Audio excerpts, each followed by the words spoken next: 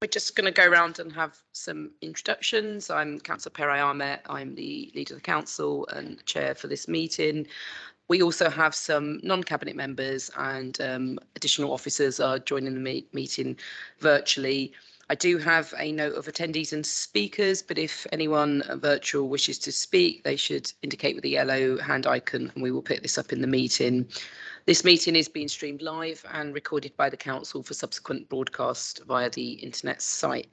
So I'm going to start by asking cabinet members to introduce themselves and state their portfolio areas, and this of course is for the benefit of anyone watching online.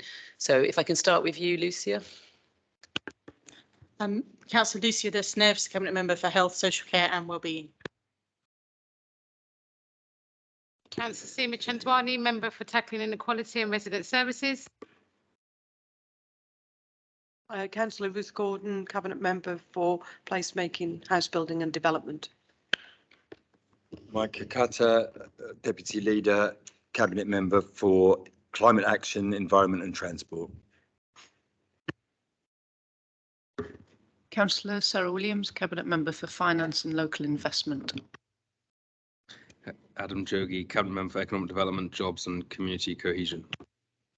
Julie Davis, Cabinet Member for Communities and Civic Life. Zina Brabazon, Cabinet Member for Children, Schools and Families. Thank you, and I believe we've got apologies from Councillor Carlin and also from Andy Donald. Is there any urgent business tonight? There's no items of urgent business, Chair. Okay, do Cabinet members have any declarations of interest to make? So item 5, the notice of intention to conduct business in private. This agenda contains exempt items as set out at item 14, exclusion of the press and public. There were no representations received at the agenda publication stage in relation to the exempt items on the agenda. And item 6, deputations, petitions, questions. There were no deputations, petitions or questions received. So if we can move to item 7, which is the matters referred to Cabinet by the Overview and Scrutiny Committee. And we've got Councillor Matt White with us, who's attending in person tonight. Good to see you, Matt, to introduce the scrutiny review on the future of Seven Sisters Market. So when you're ready. Thank you very much, Chair. I'm very happy to be bringing the scrutiny review to Cabinet this evening. You can find it on from page 5 of the agenda pack this evening. I'd first of all like to give my thanks to particularly to Philip Slaughter for all the hard work he put in, to all the organisations and people that gave evidence from TfL, the traders from Seven Sisters Market, the Development Trust, council officers and the Cabinet Member, Councillor Gordon, for engaging with the review. So I also like to thank the panel members, Councillor Adjei, Barnes, Hare, Hearn, Ibrahim and Tucker for their hard work on the review. I'm very pleased to see that the report tonight recommends that all 8 of the panel's recommendations are accepted. However, I do want to make sure that there hasn't been any misunderstanding of the meaning of any of the recommendations. I hope not, because quite a lot of thought went into drafting the wording of the recommendations, and I feel that the meaning is very clear. So if I just go through, if permitted, just the recommendations I'm referring to. So if we go to recommendation 1, the recommendation is well, there's several parts of the recommendation. There doesn't seem to have been a response to the ask that the council actively engages with all parties, nor does there seem to be any response to the long-term future. So we're talking about the recommendation asks the council to ensure that the council is part of any future governance arrangements, both in the immediate and the long term. The response only refers to the partnership board, which is not referring to the long-term arrangement. So just to be clear on that. On the second recommendation, recommendation 2, we're asking about the organisation that gets the lease. The response.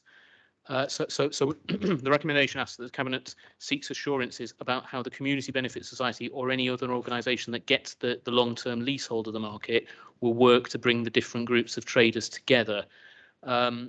It seems that the response from the Cabinet is happy to just take the ongoing and existing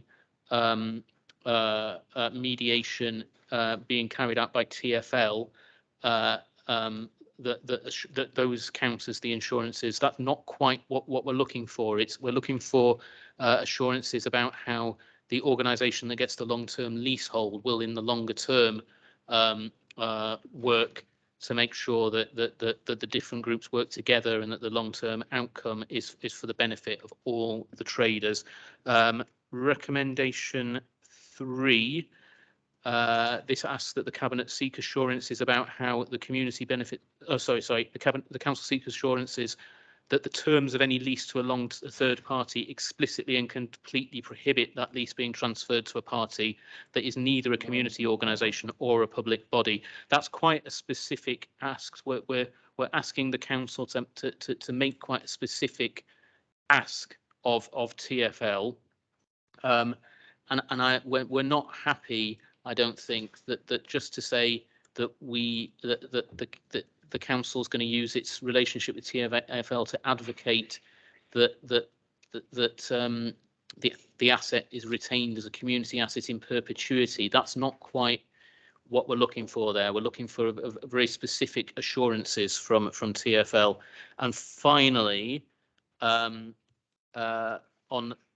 recommendation 5. There seems to have been some misunderstanding of the meaning of public ownership here. Now, it's set out in the scrutiny report in paragraph 6.17, which I think is on page 29 of your pack, that the panel was very concerned about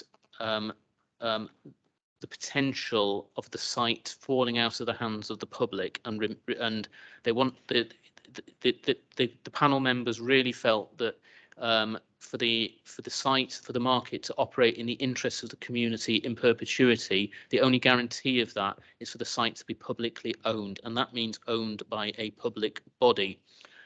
TfL is a public body, just as the council is. The site is publicly owned by that public body, TfL. A community benefit society is not necessarily, a community organisation is not necessarily, and in fact quite unlikely to be, a public body. In fact, it's probably going to be owned by private individuals who nevertheless are members of the community, but that doesn't make it a public body. So that's what we were looking for there. As an example, we didn't really want to be too prescriptive about it, but an example of what the council could do would be to explore the possibility of negotiating with TfL over potentially the council taking the long-term lease on the site. That was just an example. Okay, I will leave it at that, but obviously in general, very happy that the recommendations are being accepted. Thank you. Thank you, Councillor White. So the Cabinet have now got the opportunity to ask you some questions on the report, and then I'm going to ask Councillor Gordon to respond to the scrutiny review, but also some of the points you've raised. So does anyone have any questions for Councillor White on the report?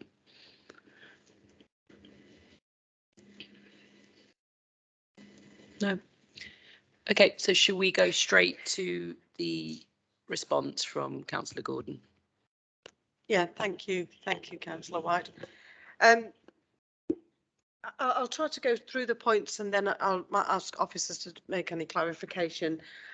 Certainly it is the intention of the council to be engaging both in the medium and the long term you know, if the next item on the agenda is really about solidifying and working out our long-term relationship about that site. So I think that it says, I'm hoping, obviously we haven't approved that item yet, but I'm hoping if this body approves that item, then that really it confirms our long-term interest in that site and working alongside our other, you know, our partners, TfL. So I think that, you know, it is implicit in everything that we are doing in Seven Sisters, that we have got every intention to have a short, medium and long-term interest. It isn't just about participating in the partnership board. We're very keen to do that, but we have got a long-term strategic interest in Seven Sisters, and particularly in the market and creating a vibrant town centre in Seven Sisters. You know, the question of recommendation 2, yes, of course, we will work with whoever gets the long lease on that market. We are absolutely, you know, going to be working hand in glove, hopefully, with whoever that, you know, that is. That's absolutely the case. With the specific assurances from TfL in point 3, I think I might ask the officers to come in with that, because we work very closely with TfL, but we can't dictate what they do. And you know, obviously we'd be, you know, making sure that the interests of the traders, all of the traders, are part and parcel of whatever happens on that site. So I don't know if there's anything more that we can add to that. On the last point, there hasn't been a consideration about the potential for the council taking a long lease on that market. What we've been doing and what we've been working towards is making sure that there is a community asset led lease on that site. That is what we think that the community wanted. Of, you know, whichever way you're sort of coming at it, from terms of the traders, the local community and so on, it's been about a community led asset. Actually, I think that has been a big bonus, that after everything that had happened under the Granger scheme, where the site was going to be, you know, completely flattened and you basically got just a pure development site, actually coming up with TfL saying this will be in perpetuity a community-led asset is a big improvement on that. And you know, I don't think there is any particular benefit of the council then, you know, sort of pushing everybody else out of the way and then saying, well, we can take on the lease. And I think the council is, and I'll just say this because it's part of our manifesto, as you know, to be developing a market strategy, which we don't have as a borough at the moment, but we think that it is an easy entry into business, and that it's a way of rejuvenating town centres, and that is something that we will be progressing. And part of that strategy is, whether it's in Seven Sisters or Middleton Road or in Wood Green, then we want to make sure we're developing that as a strategy. So we sort of see that as a strategic view on markets, but at this moment in time we're not looking about taking on the long lease of that market. I'm not sure which of these officers, Peter, if you want to add anything to those points. Yes, thank you for the questions. Just a couple of points I'd make. One is in relation to recommendation 2, and I just wanted to stress the role of the partnership board that TfL are proposing as part of this. In particular, we're expecting the independent chair of the partnership board to be appointed in the not too distant future. One of the things that they will need to sign off on is the terms of reference for the group, and how that is going to proceed as a process of the award to a community partner. And while we don't know for sure, I'd be very surprised if one of the assessment criteria didn't involve something around how harmony could be achieved within the kind of market trader sphere. I think it's quite widely understood that there have been some tensions over the years, and any operator or any party seeking to run the market, I think as part of any fair independent process, will probably be challenged as to how they imagine they would go about doing that. So I think that's an important part of the wider process. In relation to recommendation 3 and the point about public ownership, as far as we understand it, the intention is that TfL would retain the freehold, and not all freehold leasehold relationships are the same. You can have a very light touch freehold leasehold relationship, or you can have one with strings and various different conditions. Again, it's for the partnership board to decide on the exact nature of the lease going forward. And so again, I think that's probably the space in which a lot of these kind of finer details can be worked out. So hopefully that's some helpful additional comments. Okay, I'm going to open it up to the Cabinet, and after that then Councillor White and any other councillors will have the opportunity to ask questions. Do any of the Cabinet have any questions on the scrutiny response? No. Okay, so I'm going to open it up. I've got Councillor Barnes online. Councillor White, did you have any questions for? I basically asked all my questions to start with, so I think we're fine. Yeah, thanks. Councillor Barnes, are you online? Yes, I am. Sorry, I just lost the mute button. Hang on. I'm back. Yeah, I've got a couple of questions, but actually the main one was around the relationships with the community, which we know haven't been very strong, which Matt's just in his, Councillor White has addressed in his response, and Peter O'Brien also acknowledged it. But I think we just need to try and make it clearer. At the moment, it's framed in terms of, I think Peter just said, think organisations would know. So I think we would ask that that is tied down a little bit more specifically, because we really want this to work. And I know you do too. I do have 2 questions though. So remaining. One was, has the council lost any money due to the award and now the withdrawal of the contract with Grainger? And if so, how much? And then my second question was, are you concerned that even with the mitigations in place of the 13 possible impacts on residents and businesses in the equality impacts assessment, 10 are thought to have a moderate risk and 1 a substantial risk to people with protected characteristics? And if there's anything we can strengthen in the recommendations.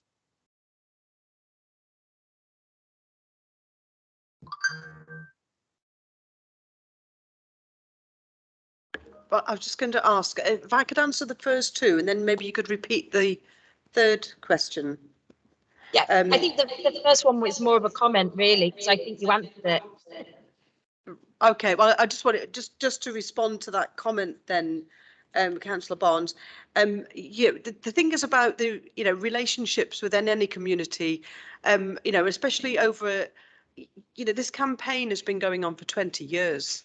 And, I probably think, thinking back over a large proportion of those years, there's been all sorts of difficult relationships. I mean, none more so than the relationship between the traders and the Grainger scheme.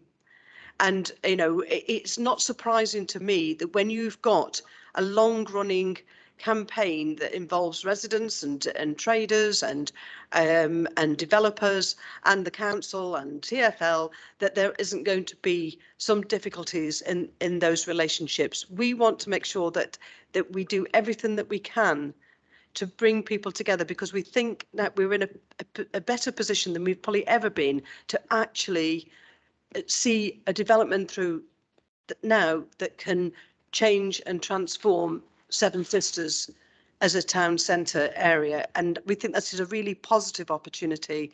And I will do everything that I can in my role to make sure that those parties come together for that, behind that one sort of goal and opportunity, really. So just wanted to add that comment and trying to provide some reassurance that we want to talk to anybody and everybody and to get everybody on the same hymn sheet, as it were. The ending of the development agreement, it comes really with the decision that we will take tonight. There hasn't been any loss of money. In fact, there will be some money coming back into the council, which is outlined in the paper. But I will pass over to the officer, if I may, to just confirm that I'm right in that.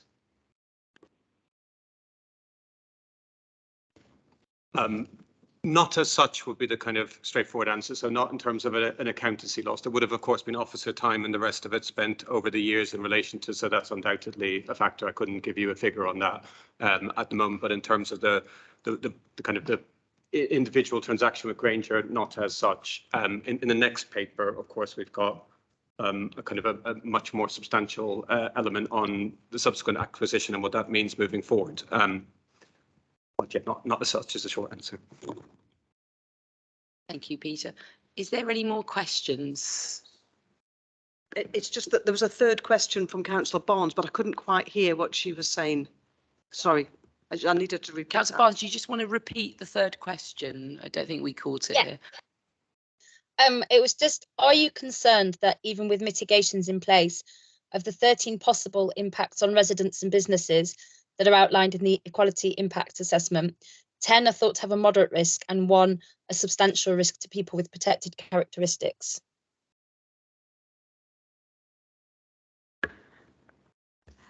Well, I think this has been a particular issue actually over the years because we, you know, there's a group with particular characteristics in the Latin American community here, and you know, we know before that we've had a correspondence from the United Nations about this issue.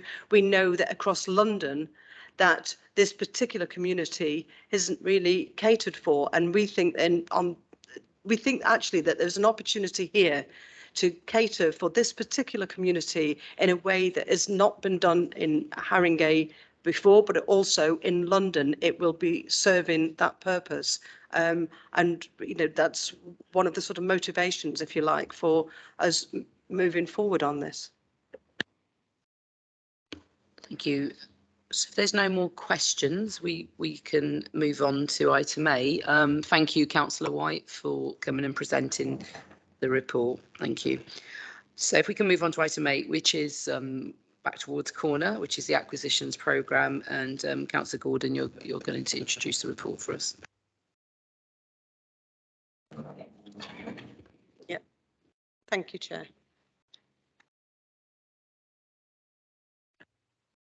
Apologies, I think it's the sun. I've got it. So can we just agree the recommendations from the report? So is everyone agreed on those? Agreed, okay. We wasn't going to change our mind, Matt, don't worry. Okay, so over to item 8. So if you can introduce it, please. Yeah, thank you, Chair. Well, I've touched on some of the points that I was going to make about the reason why we want to move ahead with proposals to make these acquisitions on this site. And it's to do really with the sort of vision that we've got for the Seven Sisters area. You know, it's the entry point to the borough. At the moment, it's a sort of transport hub, if you like. But beyond that, it's a sort of almost like a secret market that existed there that some people knew about and other people didn't. But it's sort of been seen, I think, by the local community as a place where really we need something to happen here. And that's been going on for quite some time. And, you know, we are taking responsibility to be the sort of catalyst in making that happen. And if you like, the ambition that we've got for this area is to be creating, you know, on that corner site, to be creating space for workspace and a space for the retail, to give some confidence to the businesses that exist on that site, that there is a future for them on that site, and also, and by no small measure, to provide social housing, council houses on that site as well. In the interim, it will help to, if we are able to take over those properties on the site and those third-party interests, we'll be able to help accommodate a temporary market to get re-established on the site whilst the work has been done on the Wards Corner building itself. So in sponsoring this paper, what I'm specifically asking for agreement on is approval to acquire the third-party interests on the site that were held by, including those held by Granger under the development agreement that we were in, and also in addition to that, that allow us to use, if necessary, the CPO powers that were part of that development agreement, to terminate the development agreement and to approve a budget and to make delegated authority to make the acquisitions. So I'll leave my opening remarks at that and leave it open to questions. Thank you. Questions from the Cabinet? Councillor Cutter? So I understand. So option 2 is no acquisitions. Could you just clarify the essential differences between option 1, which is comprehensive, short-term comprehensive redevelopment of the site, and option 3, alternative council-led delivery? What are the essential differences of those two? I'm going to ask the officer to come in and go into the detail, but essentially that if you went for a short-term option, then the viability on this is very, very difficult. So what we're looking for is a slightly longer-term plan. That means that some of those options become more easy to manage on a financial basis. But I'll maybe ask Peter to add some detail to that for you. Yes, I mean, that's essentially it. Option 1 is the comprehensive option where you take the whole scheme in one go, look at it and try to deliver it all as one package.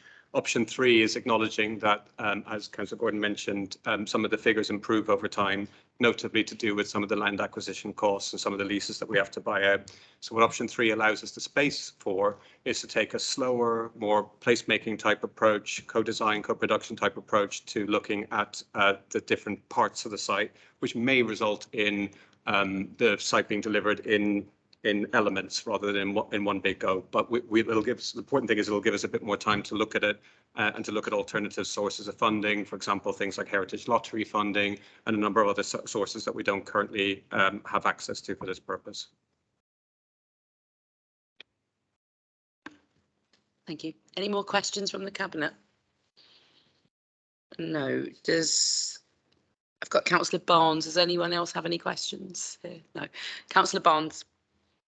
I don't have any more questions, Councillor Ahmed. Great. So this decision will be taken after the consideration of exempt item 14. So we will come back to it in the exempt part. If I can move on to item 9, which is Wolves Lane Horticultural Centre lease amendment. Councillor Davis, over to you. Thank you, Chair. Yes, I think this is fairly straightforward. We organically signed a lease with us in 2017 for 2/3 of the Wolves Lane site, the horticultural centre.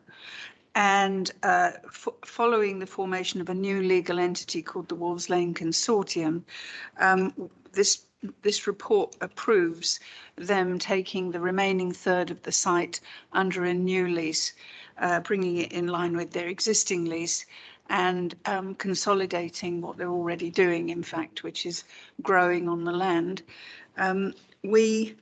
We pledged in our manifesto to identify sites where local food growing could take place. So this is in keeping with that, and it normalises what is an existing arrangement anyway.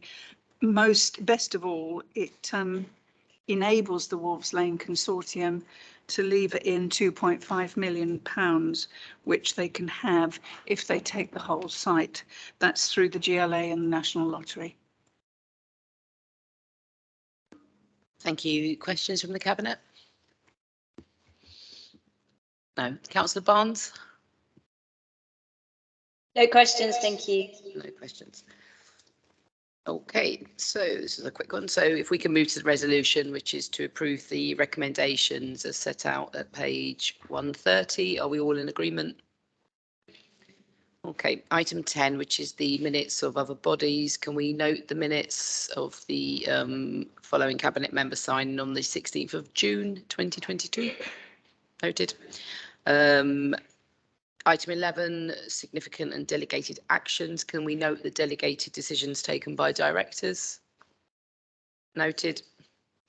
There are no new items of urgent business. So if I can move to item 13, which is the exclusion of the press and public.